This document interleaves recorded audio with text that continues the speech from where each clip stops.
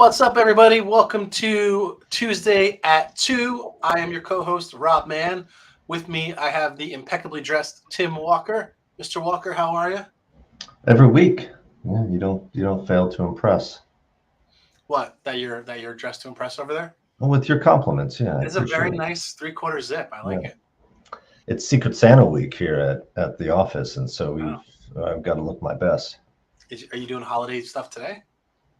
Every day this week we do, and then I don't know there's a what that little gift means. What exchange. does it? What Yeah, does that mean? You have to do something every day? yeah, this week. Yeah, you can imagine how holly jolly I am. Well, You know, maybe more Grinch than I find that hard to believe. I feel like you, and this is because you are incredibly resourceful, would be like Chief Elf.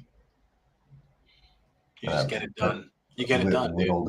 whittle an ornament out of a. Whittling, building, Yeah. designing, maybe not coding yet, but one day Hmm. you All get it right, all. what are we You get talking it about done. today? It's enough about me. All right.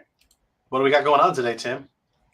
Today we're going to continue our discussion on candidate marketing for business development. Uh, and I say continue because last week we talked about how to market candidates for business development. If you remember, we talked about skill marketing. We talked about using Bullhorn automation to create lists, what kind of lists you should create, maybe what triggers you should have in Bullhorn, what fields you need to be thinking about in Bullhorn if you want to do your outreach and marketing for clients, especially candidate marketing through Bullhorn automation. So this week, we're going to talk about why it matters. So Oh yeah. does it matter? Is it going to help you? And why you should be really thinking about this maybe going into the new year. Yeah. And so one of our customers has some incredible success numbers. I will share a little bit with you towards the end here. But yeah, I mean, it definitely matters, and I guess we'll just jump right into it since we got on the slide already. So the market has changed, right? Things are different than they were. I think things were different than they were during the pandemic.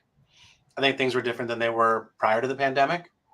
Um, you know, where the tech world has kind of moved into this age of austerity. Money is no longer cheap, and things are, and people and think that's affected hiring, right?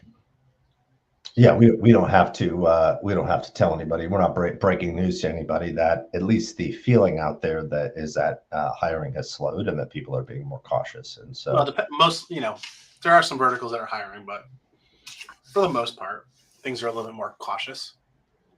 and you've got to have a way to combat that too. So you've got to first recognize that that's changed, and that your clients' needs have changed, right? They want to they're more passive. They want to browse maybe. They're not aggressively looking to fill roles, may or at least not as aggressively as they were last year or early this year. um, and so they want self-service options. They're open to being marketed to. And if you have a good relationship with your clients, they trust you. And so I think that is a recipe for a good opportunity to do some of the stuff that we're talking about here. Yeah, I really like this idea that you get your best available talent or your best available alumni in front of your clients. And at the very least, it's proving that you are actively and proactively recruiting talent, which might actually differentiate you because historically in the U.S. we've been a very reactive, strategy in staffing and recruiting. In the UK, they're a little bit more proactive. They find a candidate and then they'll go find a job for them. And there are people that obviously do that in the U.S., but I think overall the majority of the people we work with tell us that they're more reactive in their efforts. Um, so it's proving that one. Two, you are probably going to send candidates that match the roles that you either know that that company's usually filling or can predict that they're going to fill, or you're sending over a mix of best talent with the potential that you can open up jobs that you didn't even know that they were looking for.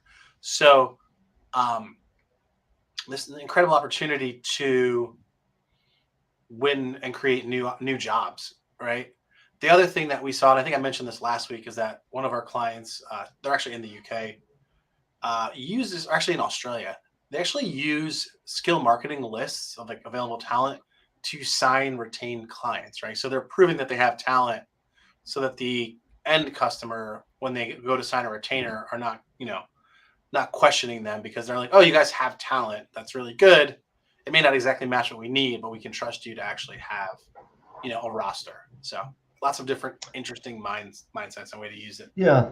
And it's less likely now, that if you reach out to a client and ask them, hey, do you need help hiring? A year ago, 18 months ago, they Everyone, yeah, definitely needed help, and they definitely had multiple openings on their website and internally, right? Um, Now, if you reach out to them and say, hey, do you need help? They're just going to say no, or they're more likely to, right? But if you can reach out to them with talent, somebody, hey, that maybe you can say that you picked out just for them, it's going to make them look at it. And it's also, also to your point, you made Ron, them feel special. if you can give them a passive way, right, Yeah, to review that talent without feeling pressured, because they know that it's tight, right, and they know kind of that, a freemium. yeah. And so this, in a very very simple way, is some data that we have pulled, and I think we're going to be able to give some context to this. So Yeah, I'll just read it off, and then we can talk about it. So this is what we found from a client of ours that does skill marketing on a really high level. So they do a lot of candidate marketing. They're marketing out many candidates every week. And so what they found was that for each candidate that they sent out in a list to their clients, um, and placed, so if they placed one candidate, because of that process, they had 6 other jobs opened and 2 additional other candidates besides the candidate that they marketed was placed. So maybe I'll go you want to state that reverse again, because I engineer think that? Let's reverse engineer that one. it could be a little confusing. But so Yeah. what we're trying to say is that when maybe at first blush, when you're thinking about skill marketing, you can think about it only from the candidate's perspective. Like, I've got this really great candidate. My goal in skill marketing is to get this candidate a job. But what you need to remember with skill marketing, what this data has sort of shown us, and it made a light bulb go off in my head, was that at least as valuable as that, and probably, at least as far as our data is concerned, more fruitful, are the sort of peripheral or other effects you get from sending that one candidate out. Because if you send them out enough, and if you do it on enough volume with enough candidates, you'll have multiple clients that are interested in that candidate.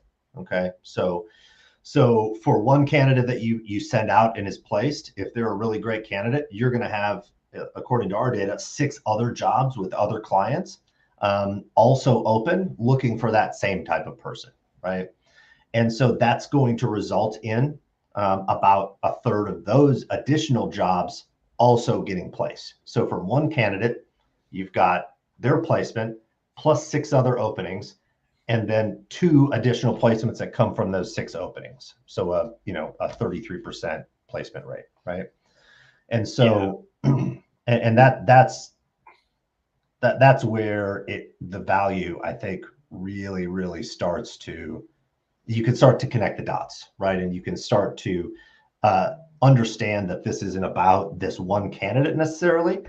It's about allowing your clients and giving your clients some that self-service ability, have them think about candidates and positions that maybe they didn't know that they had, And then also allows you to expand your database and put more talent in front of them that you didn't have previous to this.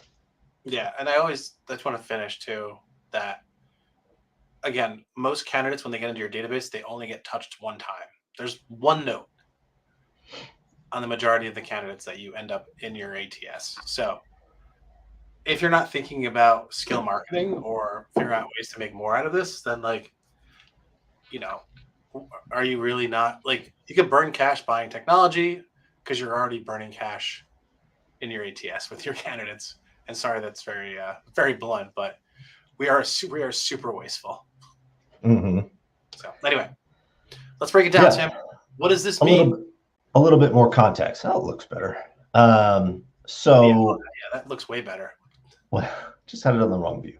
What this tells us, what this tells me, and what our data has sort of shown time and time again, is that clients are still looking for talent, but they're looking for the right talent. And they're looking for that special person, right? When they come along, they're gonna find a place for them. Create a new job. Create a new job, yeah. And this is a low touch way to get in front of them and to show them that value, right? Then show them that you've got that value and maintain that relationship in a lower pressure way, right? Tim, because they can browse. Tim, I got to tell you, we have the best talent. Oh, do you want to see it? No, you can't do that. Yeah, I'll send you somebody that's not actually available. Let me send you an agreement first. Wait, we need an agreement, Tim. I can't send you anything. Oh, that's right. Yeah. Yeah. This what you're saying maybe is that's a little bit more of a stretch than it's been in the past. Yeah, that's not going to fly anymore.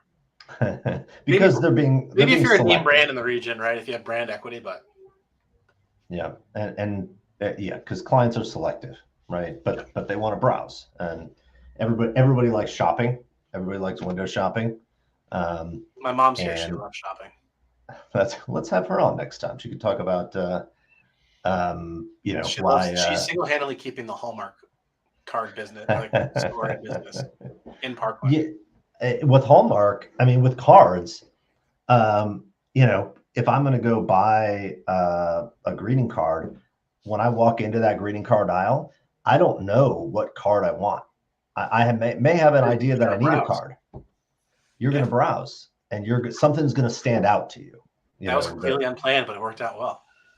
Well, proud of us. It was fortuitous. Proud of you. Right, something's going to stand out to you, and the thing that's going to stand out to you is something that's visual, something that is maybe meets the occasion that you're shopping for, and you're going to buy that card. Yeah, absolutely. All right. And so, yeah, maybe the last thing I'll say about this point number 5 here is that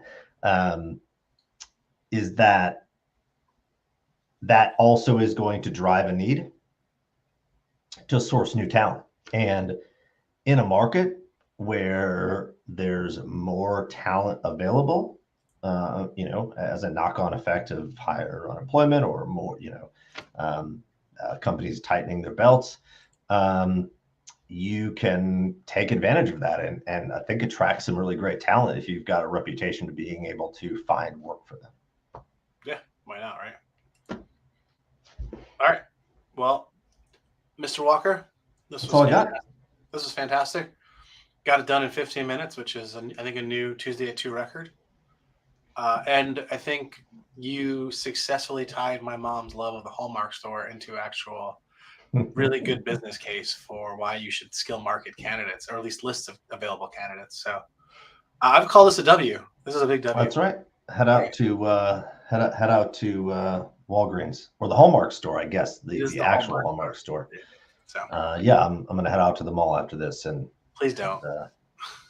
I'll get a walk-in. All right. Well, you and your 3/4 zip were fantastic today, Tim. I'm gonna let you go. All right. Have a good one. Bye, guys.